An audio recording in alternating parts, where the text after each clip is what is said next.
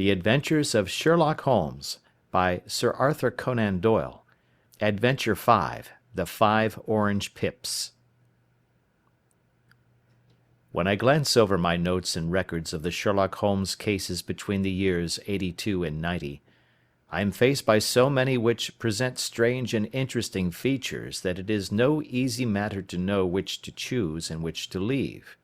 Some, however, have already gained publicity through the papers, and others have not offered a field for those peculiar qualities which my friend possessed in so high a degree, and which it is the object of these papers to illustrate. Some, too, have baffled his analytical skill, and would be, as narratives, beginnings without an ending, while others have been but partially cleared up, and have their explanations founded rather upon conjecture and surmise than on the absolute logical proof which was so dear to him.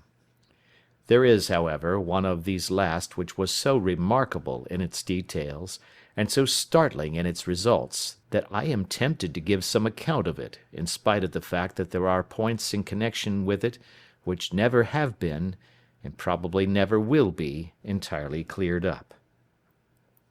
The year '87 furnished us with a long series of cases of greater or less interest, of which I retain the records.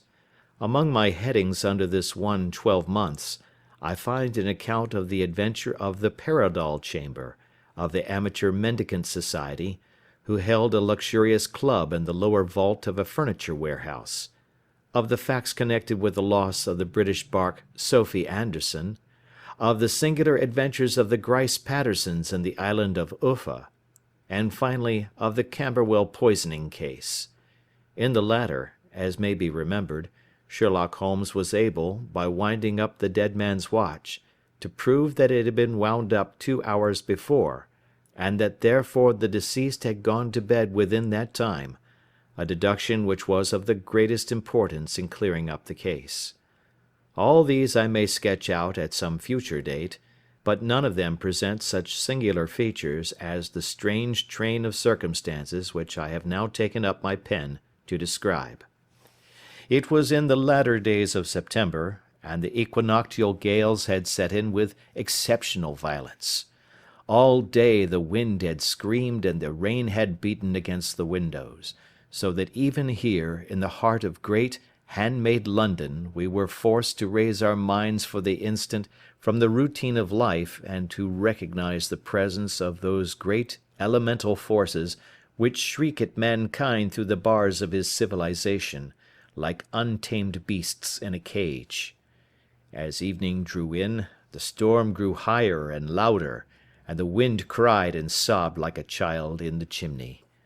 Sherlock Holmes sat moodily at one side of the fireplace, cross-indexing his records of crime, while I at the other was deep in one of Clark Russell's fine sea stories, until the howl of the gale from without seemed to blend with the text, and the splash of the rain to lengthen out into the long swash of the sea waves. My wife was on a visit to her mother's, and for a few days I was a dweller once more in my old quarters at Baker Street. "Why," said I, glancing up at my companion, "that was surely the bell. Who could come to-night? Some friend of yours, perhaps?" "Except yourself, I have none," he answered. "I do not encourage visitors." "A client, then?" "If so, it is a serious case. Nothing less would bring a man out on such a day and at such an hour. But I take it that it is more likely to be some crony of the landlady's." Sherlock Holmes was wrong in his conjecture, however, for there came a step in the passage and a tapping at the door.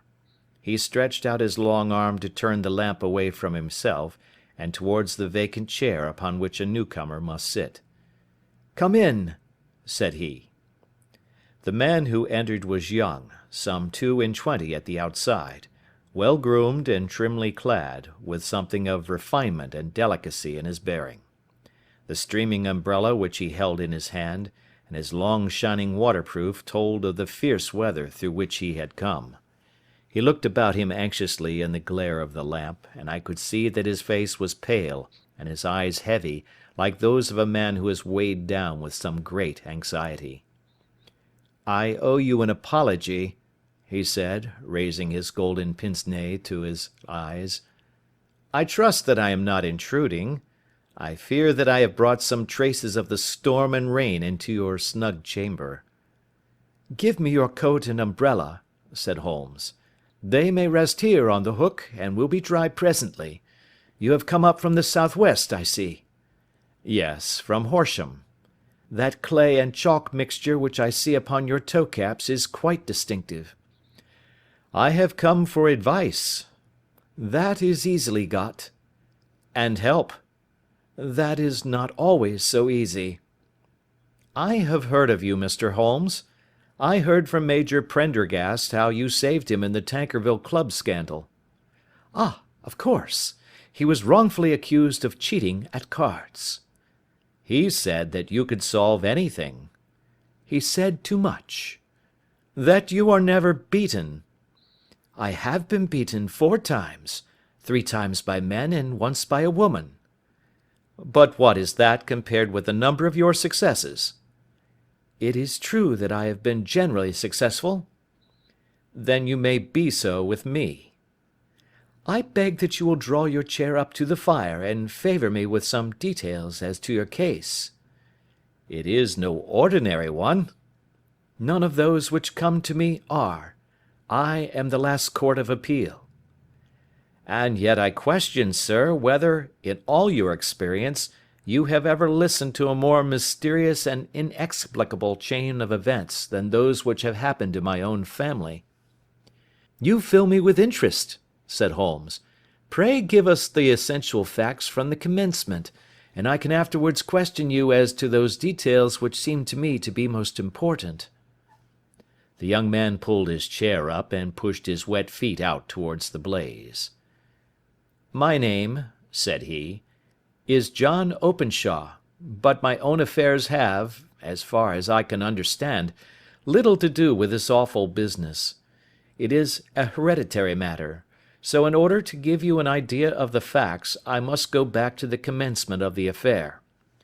You must know that my grandfather had 2 sons, my uncle Elias and my father Joseph. My father had a small factory at Coventry, which he enlarged at the time of the invention of bicycling.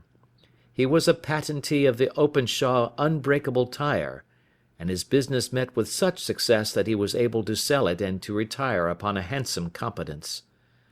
My uncle Elias emigrated to America when he was a young man, and became a planter in Florida, where he was reported to have done very well. At the time of the war he fought in Jackson's army, and afterwards under Hood, where he rose to be a colonel. When Lee laid down his arms, my uncle returned to his plantation, where he remained for 3 or 4 years. About 1869 or 1870, he came back to Europe and took a small estate in Sussex, near Horsham. He had made a very considerable fortune in the States, and his reason for leaving them was his aversion to the negroes, and his dislike of the Republican policy in extending the franchise to them. He was a singular man, fierce and quick-tempered, very foul-mouthed when he was angry, and of a most retiring disposition. During all the years that he lived at Horsham, I doubt if ever he set foot in the town. He had a garden and 2 or 3 fields round his house, and there he would take his exercise, though very often for weeks on end he would never leave his room. He drank a great deal of brandy and smoked very heavily, but he would see no society and did not want any friends, not even his own brother. He didn't mind me. In fact, he took a fancy to me, for at the time when he saw me first I was a youngster of 12 or so. This would be in the year 1878, after he had been 8 or 9 years in England. He begged my father to let me live with him, and he was very kind to me in his way. When he was sober he used to be fond of playing backgammon and draughts with me, and he would make me his representative both with the servants and with the tradespeople, so that by the time that I was 16 I was quite master of the house. I kept all the keys and could go where I liked and do what I liked, so long that I did not disturb him in his privacy. There was one singular exception, however, for he had a single room, a lumber room up among the attics, which was invariably locked, and which he would never permit either me or anyone else to enter. With a boy's curiosity, I have peeped through the keyhole, but I was never able to see more than such a collection of old trunks and bundles as would be expected in such a room. One day, it was in March, 1883, a letter with a foreign stamp lay upon the table in front of the Colonel's plate. It was not a common thing for him to receive letters, for his bills were all paid in ready money, and he had no friends of any sort. "From India," said he, as he took it up. "Pondicherry postmark. What can this be?" Opening it hurriedly, out there jumped 5 little dried orange pips, which pattered down upon his plate. I began to laugh at this, but the laugh was struck from my lips at the sight of his face. His lip had fallen, his eyes were protruding, his skin the colour of putty, and he glared at the envelope which he still held in his trembling hand. "K, K, K!" he shrieked, and then, my God, my sins have overtaken me." "What is it, uncle?" I cried.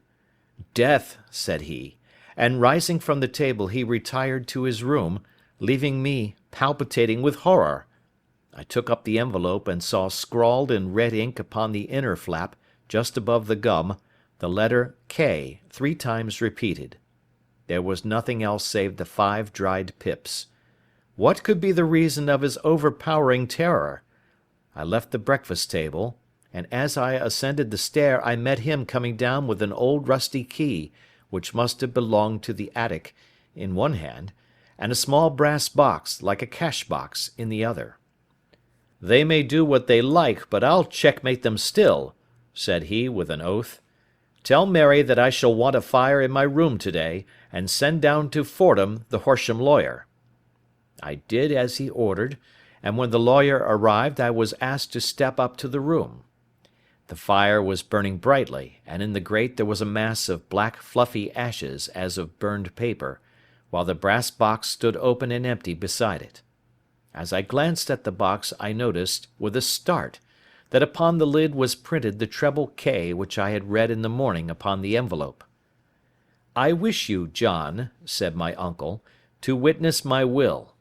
I leave my estate, with all its advantages and all its disadvantages, to my brother, your father, whence it will, no doubt, descend to you. If you can enjoy it in peace, well and good. If you find you cannot, take my advice, my boy, and leave it to your deadliest enemy. I am sorry to give you such a two-edged thing, but I can't say what turn things are going to take. Kindly sign the paper where Mr. Fordham shows you." I signed the paper as directed, and the lawyer took it away with him. The singular incident made, as you may think, the deepest impression upon me, and I pondered over it and turned it every way in my mind without being able to make anything of it. Yet I could not shake off the vague feeling of dread which it left behind, though the sensation grew less keen as the weeks passed and nothing happened to disturb the usual routine of our lives. I could see a change in my uncle, however.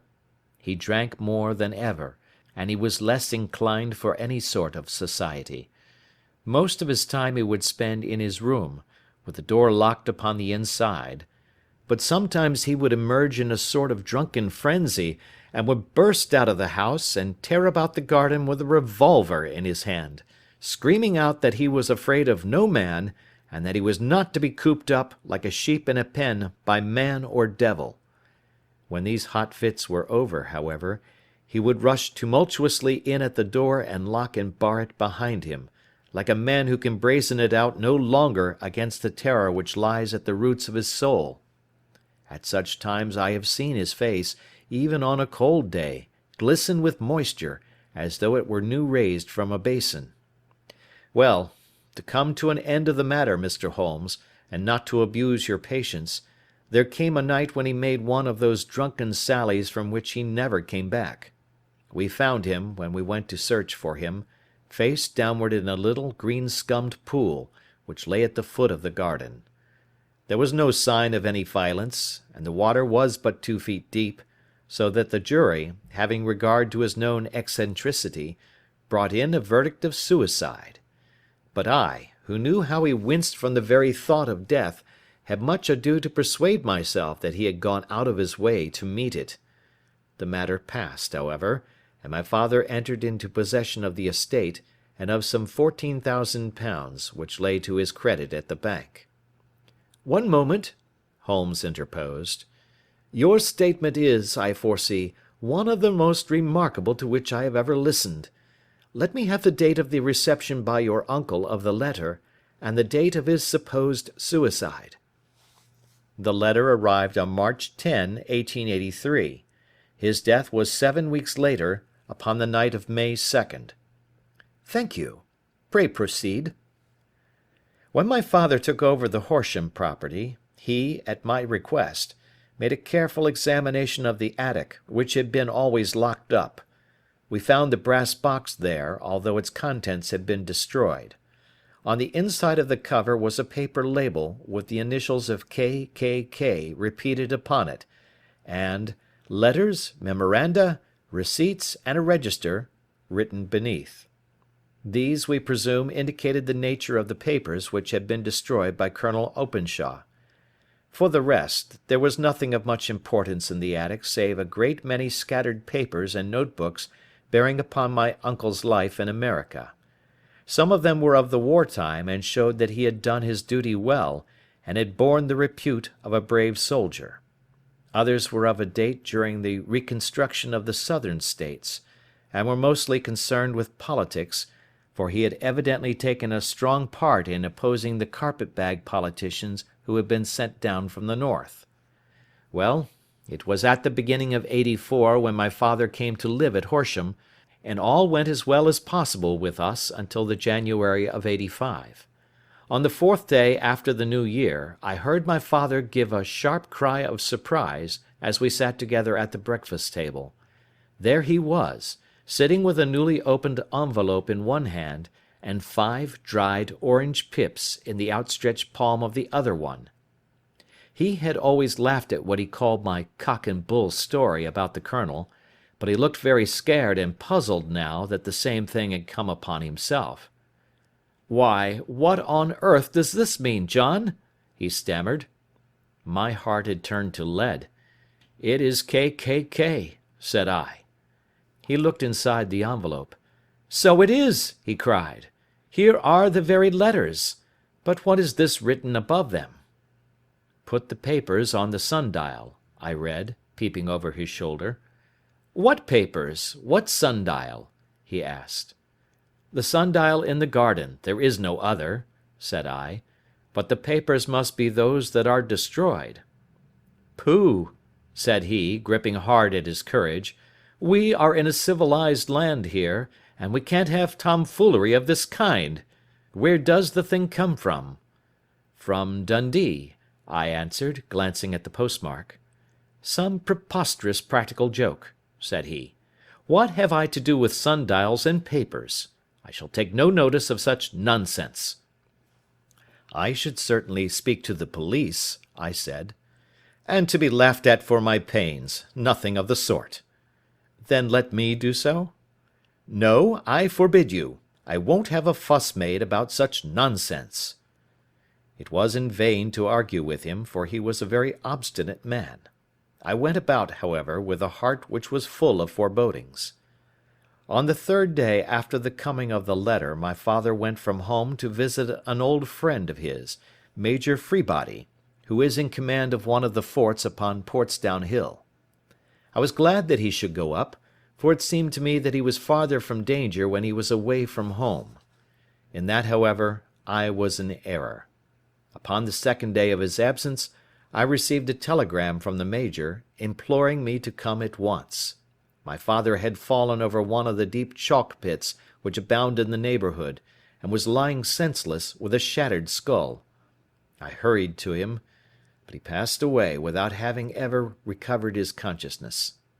He had, as it appears, been returning from Fareham in the twilight, and as the country was unknown to him, and the chalk pit unfenced, the jury had no hesitation in bringing in a verdict of death from accidental causes. Carefully as I examined every fact connected with his death, I was unable to find anything which could suggest the idea of murder. There were no signs of violence, no footmarks, no robbery, no record of strangers having been seen upon the roads. And yet I need not tell you that my mind was far from at ease, and that I was well nigh certain that some foul plot had been woven round him. In this sinister way I came into my inheritance. You will ask me why I did not dispose of it?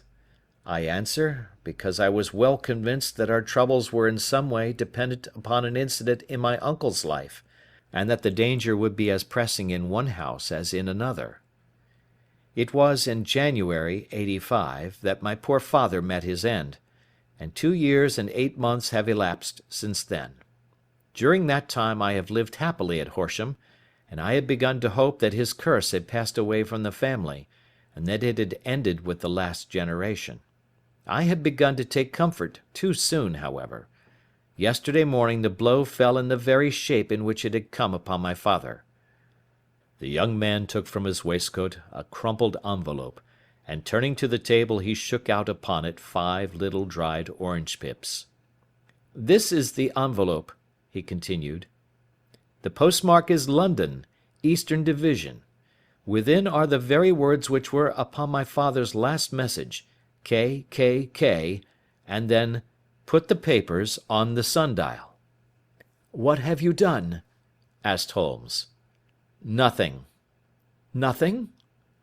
"To tell the truth," he sank his face into his thin white hands, "I have felt helpless. I have felt like one of those poor rabbits when the snake is writhing towards it. I seem to be in the grasp of some resistless, inexorable evil, which no foresight and no precautions can guard against." "Tut, tut!" cried Sherlock Holmes. "You must act, man, or you are lost. Nothing but energy can save you. This is no time for despair." "I have seen the police." "Ah! But they listened to my story with a smile. I am convinced that the inspector has formed the opinion that the letters are all practical jokes, and that the deaths of my relations were really accidents, as the jury stated, and were not to be connected with the warnings." Holmes shook his clenched hands in the air. "Incredible imbecility!" he cried. "They have, however, allowed me a policeman, who may remain in the house with me." "Has he come with you to-night?" "No, his orders were to stay in the house." Again Holmes raved in the air. "Why did you come to me?" he cried. "And, above all, why did you not come at once?" "I did not know. It was only today that I spoke to Major Prendergast about my troubles, and was advised by him to come to you."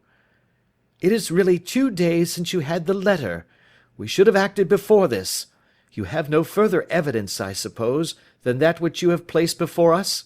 No suggestive detail which might help us?" "There is one thing," said John Openshaw. He rummaged in his coat pocket, and drawing out a piece of discoloured blue-tinted paper, he laid it out upon the table. "I have some remembrance," said he, "that on the day when my uncle burned the papers I observed that the small unburned margins which lay amid the ashes were of this particular colour.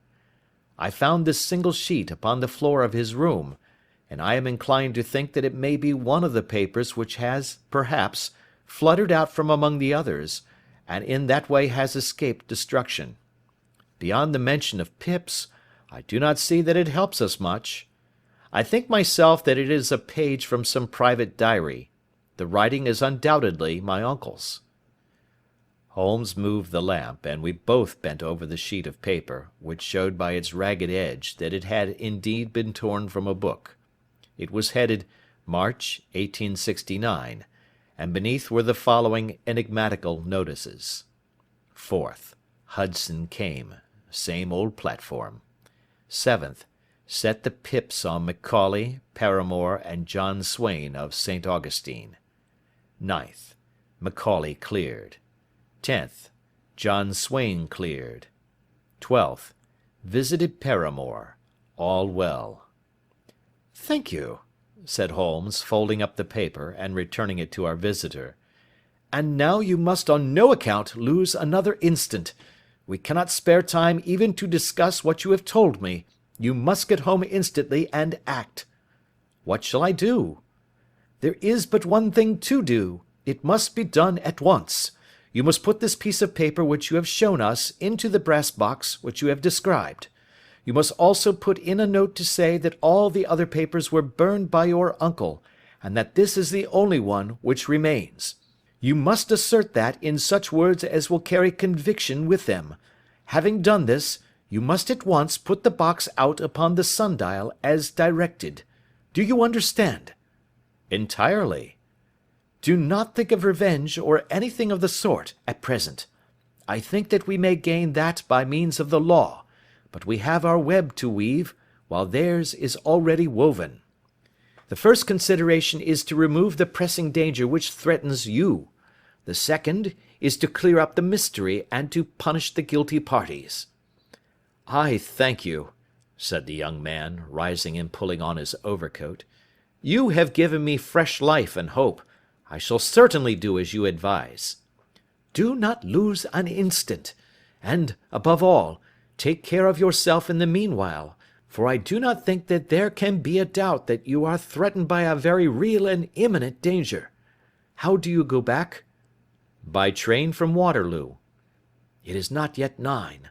The streets will be crowded, so I trust that you may be in safety, and yet you cannot guard yourself too closely." "I am armed." "That is well. Tomorrow I shall set to work upon your case." "I shall see you at Horsham, then?" "No, your secret lies in London. It is there that I shall seek it." "Then I shall call upon you in a day, or in 2 days, with news as to the box and the papers. I shall take your advice in every particular." He shook hands with us, and took his leave. Outside the wind still screamed and the rain splashed and pattered against the windows. This strange, wild story seemed to have come to us from amid the mad elements, blown in upon us like a sheet of seaweed in a gale, and now to have been reabsorbed by them once more. Sherlock Holmes sat for some time in silence, with his head sunk forward and his eyes bent upon the red glow of the fire. Then he lit his pipe, and leaning back in his chair he watched the blue smoke rings as they chased each other up to the ceiling. "I think, Watson," he remarked at last, "that of all our cases we have had none more fantastic than this." "Save, perhaps, the sign of 4. "Well, yes, save, perhaps, that. And yet this John Openshaw seems to me to be walking amid even greater perils than did the Sholtos." "But have you," I asked, "formed any definite conception as to what these perils are?" "There can be no question as to their nature," he answered. "Then what are they? Who is this K., and why does he pursue this unhappy family?" Sherlock Holmes closed his eyes and placed his elbows upon the arms of his chair, with his fingertips together. "The ideal reasoner," he remarked, "would, when he had once been shown a single fact in all its bearings, deduce from it not only all the chain of events which led up to it, but also all the results which would follow from it. As Cuvier could correctly describe a whole animal by the contemplation of a single bone, so the observer who has thoroughly understood one link in a series of incidents should be able to accurately state all the other ones, both before and after. We have not yet grasped the results which the reason alone can attain to. Problems may be solved in the study which have baffled all those who have sought a solution by the aid of their senses. To carry the art, however, to its highest pitch, it is necessary that the reasoner should be able to utilize all the facts which have come to his knowledge. And this in itself implies, as you will readily see, a possession of all knowledge, which, even in these days of free education and encyclopedias, is a somewhat rare accomplishment. It is not so impossible, however, that a man should possess all knowledge which is likely to be useful to him in his work, and this I have endeavoured in my case to do. If I remember rightly, you on one occasion, in the early days of our friendship, defined my limits in a very precise fashion." "Yes," I answered, laughing. "It was a singular document. Philosophy, astronomy, and politics were marked at 0, I remember. Botany variable, geology profound as regards the mud stains from any region within 50 miles of town, chemistry eccentric, anatomy unsystematic, sensational literature and crime records unique, violin player, boxer, swordsman, lawyer, and self-poisoner by cocaine and tobacco. Those, I think, were the main points of my analysis." Holmes grinned at the last item. "Well," he said, "I say now, as I said then, that a man should keep his little brain attic stocked with all the furniture that he is likely to use, and the rest he can put away in the lumber room of his library, where he can get it if he wants it. Now, for such a case as the one which has been submitted to us tonight, we need certainly to muster all our resources. Kindly hand me down the letter K of the American Encyclopedia which stands upon the shelf beside you. Thank you. Now let us consider the situation, and see what may be deduced from it. In the first place, we may start with a strong presumption that Colonel Openshaw had some very strong reason for leaving America. Men at his time of life do not change all their habits and exchange willingly the charming climate of Florida for the lonely life of an English provincial town. His extreme love of solitude in England suggests the idea that he was in fear of someone or something, so we may assume as a working hypothesis that it was fear of someone or something which drove him from America. As to what it was he feared, we can only deduce that by considering the formidable letters which were received by himself and his successors. Did you remark the postmarks of these letters? The first was from Pondicherry, the second from Dundee, and the third from London. From East London. What do you deduce from that? They are all seaports, that the writer was on board of a ship. Excellent. We have already a clue. There can be no doubt that the probability, the strong probability, is that the writer was on board of a ship. And now let us consider another point. In the case of Pondicherry, 7 weeks elapsed between the threat and its fulfilment. In Dundee it was only some 3 or 4 days. Does that suggest anything? A greater distance to travel. But the letter had also a greater distance to come. Then I do not see the point. There is at least a presumption that the vessel in which the man or men are is a sailing ship. It looks as if they always send their singular warning or token before them when starting upon their mission. You see how quickly the deed followed the sign when it came from Dundee. If they had come from Pondicherry in a steamer, they would have arrived almost as soon as their letter. But, as a matter of fact, 7 weeks elapsed. I think that those 7 weeks represented the difference between the mail boat which brought the letter and the sailing vessel which brought the writer. It is possible. More than that, it is probable. And now you see the deadly urgency of this new case, and why I urged young Openshaw to caution. The blow has always fallen at the end of the time which it would take the senders to travel the distance. But this one comes from London, and therefore we cannot count upon delay. Good God! I cried. What can it mean, this relentless persecution? The papers which Openshaw carried are obviously of vital importance to the person or persons in the sailing ship. I think that it is quite clear that there must be more than one of them. A single man could not have carried out 2 deaths in such a way as to deceive a coroner's jury. There must have been several in it, and they must have been men of resource and determination. Their papers they mean to have, be the holder of them who it may. In this way you see KKK ceases to be the initials of an individual and becomes the badge of a society. But of what society? Have you never, said Sherlock Holmes, bending forward and sinking his voice, have you never heard of the Ku Klux Klan? I never have. Holmes turned over the leaves of the book upon his knee. "Here it is," said he presently. "Ku Klux Klan, a name derived from the fanciful resemblance to the sound produced by cocking a rifle. This terrible secret society was formed by some ex-Confederate soldiers in the Southern States after the Civil War, and it rapidly formed local branches in different parts of the country, notably in Tennessee, Louisiana, the Carolinas, Georgia, and Florida.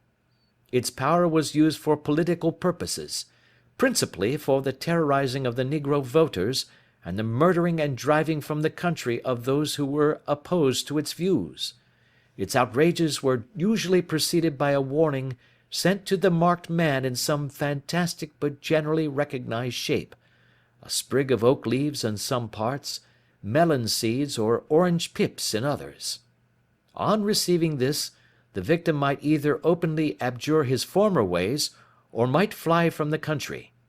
If he braved the matter out, death would unfailingly come upon him, and usually in some strange and unforeseen manner. So perfect was the organization of the society, and so systematic its methods, that there is hardly a case upon record where any man succeeded in braving it with impunity, or in which any of its outrages were traced home to the perpetrators. For some years the organization flourished in spite of the efforts of the United States government and of the better classes of the community in the South. Eventually, in the year 1869, the movement rather suddenly collapsed, although there have been sporadic outbreaks of the same sort since that date.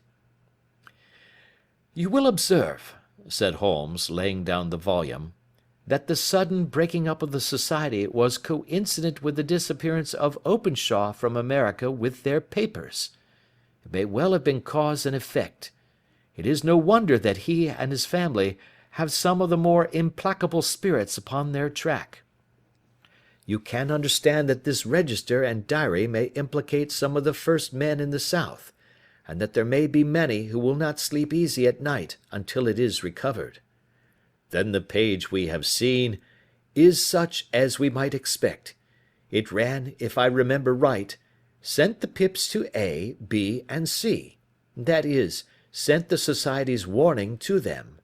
Then there are successive entries that A and B cleared, or left the country, and finally that C was visited, with, I fear, a sinister result for C.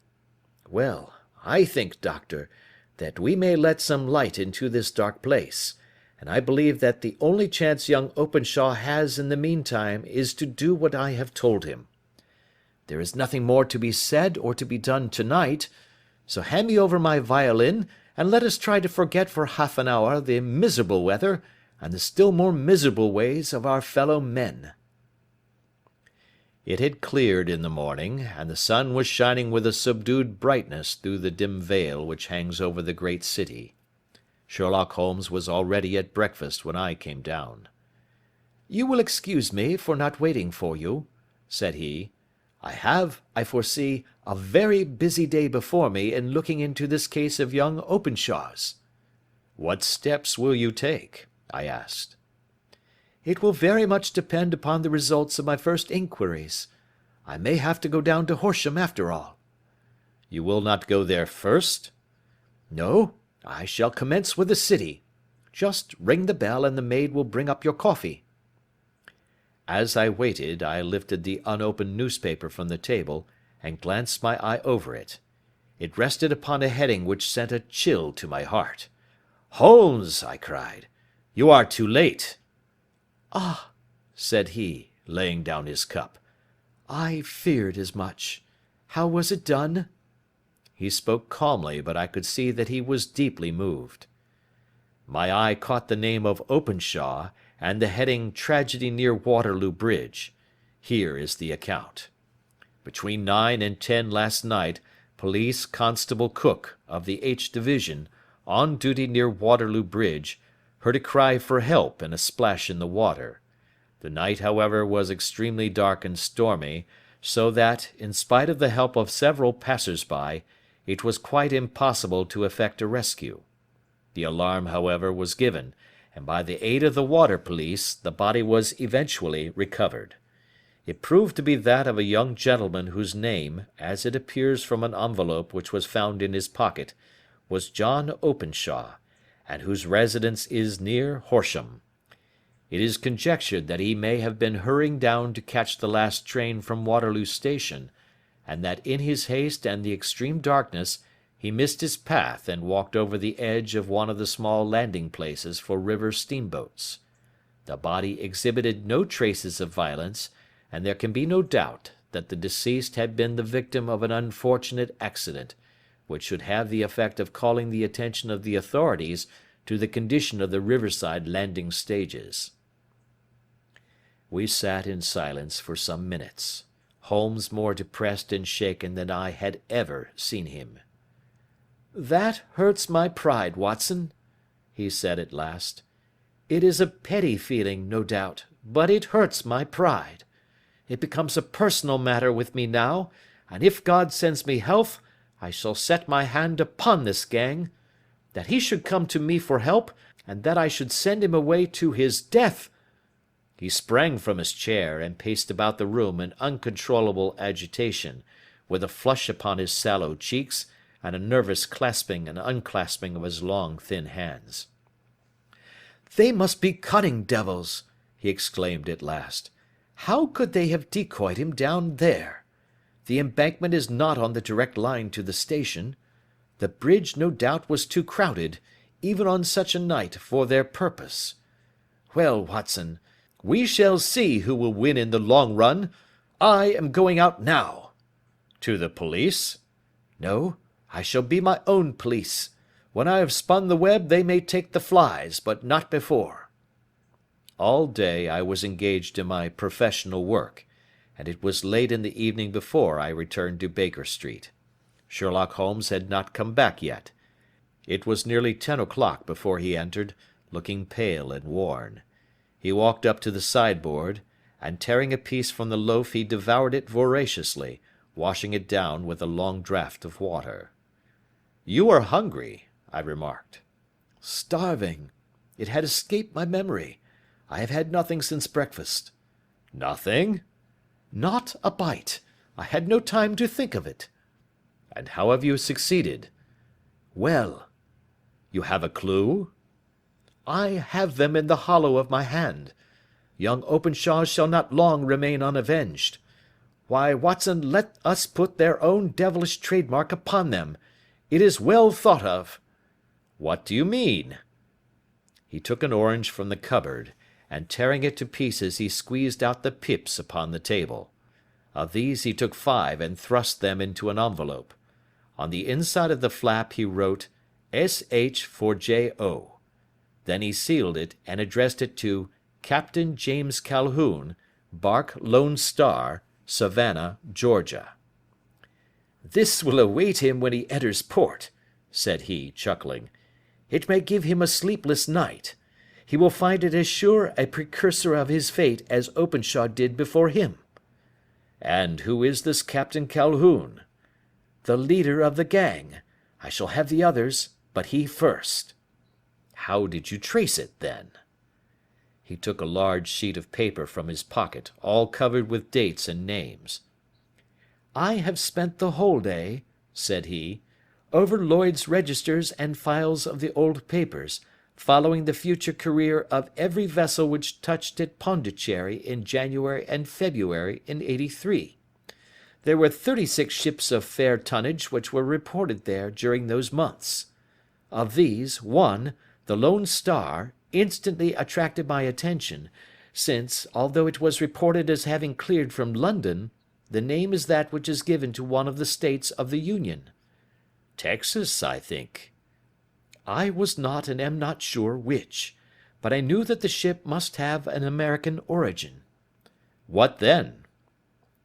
"I searched the Dundee records, and when I found that the bark Lone Star was there in January '85, my suspicion became a certainty. I then inquired as to the vessels which lay at present in the port of London." "Yes?" "The Lone Star had arrived here last week. I went down to the Albert Dock, and found that she had been taken down the river by the early tide this morning, homeward bound to Savannah. I wired to Gravesend, and learned that she had passed some time ago, and as the wind is easterly, I have no doubt that she is now past the Goodwins and not very far from the Isle of Wight." "What will you do, then?" "Oh, I have my hand upon him. He and the two mates are, as I learn, the only native-born Americans in the ship. The others are Finns and Germans. I know also that they were all three away from the ship last night. I had it from the stevedore who has been loading their cargo. By the time that their sailing ship reaches Savannah, the mail boat will have carried this letter, and the cable will have informed the police of Savannah that these three gentlemen are badly wanted here upon a charge of murder." There is ever a flaw, however, in the best laid of human plans, and the murderers of John Openshaw were never to receive the orange pips which would show them that another, as cunning and as resolute as themselves, was upon their track. Very long and very severe were the equinoctial gales that year. We waited long for news of the Lone Star of Savannah, but none ever reached us. We did at last hear that somewhere, far out in the Atlantic, a shattered sternpost of a boat was seen swinging in the trough of a wave, with the letters L.S. carved upon it, and that is all which we shall ever know of the fate of the Lone Star. End of Adventure 5.